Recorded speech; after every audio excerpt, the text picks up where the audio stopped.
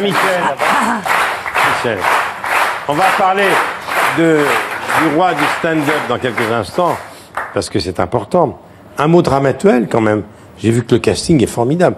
Vous savez qu'avec Jacqueline Franjou, il y a quelques années, Michel a succédé à Jean-Claude Brialy. Et c'est le 34e festival cette année, avec un casting magnifique. Francis Cabrel, Harry Habitant, Julien Clerc, Alec Lutz. Les pièces Art, Edmond, La raison d'aimer avec Junio, Fausse note, Faisons un rêve avec Nicolas Briançon. Casting incroyable. Ouais. Il y a des années, Monsieur Morel, ici présent, est venu chez nous. Il y a des années comme ça où tout se combine bien. Je suis très très content que Francis Cabrel vienne, c'est la première fois. Ah oui. Edmond Michali est venu avec le porteur d'histoire déjà. Harry Habitant, c'est la première fois aussi.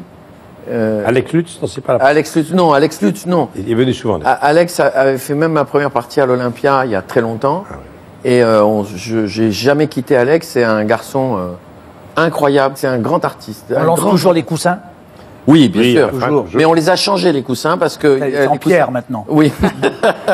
Quand tu vas revenir, ça sera en pierre. Quand on reçoit les coussins, c'est très émouvant. Oui, c'est très beau. Mais c'est bien, j'ai jamais été, moi, on lance les coussins à quel moment? Les gens, plutôt que de se mettre debout à la fin, quand ils sont très contents, ils lancent les coussins rouges. Ouais. Et c'est émouvant, il y a une mer de... Et dans la nuit, comme ça, étoilée de Ramatuelle, voir tous ces coussins qui volent, qu'on soit sur scène ou dans la salle, c'est un moment, c'est très beau, c'est très très beau. C'est pour dire que nous, on les a reçus, les coussins. Exactement. On peut rappeler les dates de Ramatuelle? Alors, c'est du 1er août au 11 août, enfin du 31 juillet au 11 août. Avant, il y a 3 jours de festival de musique classique. Et on pense à chaque fois à Jean-Claude Brialy, dont le portrait surplombe la scène, cher à Gérard Philippe. C'est important, la mémoire. Je vous demande d'applaudir Jean-Claude Brialy.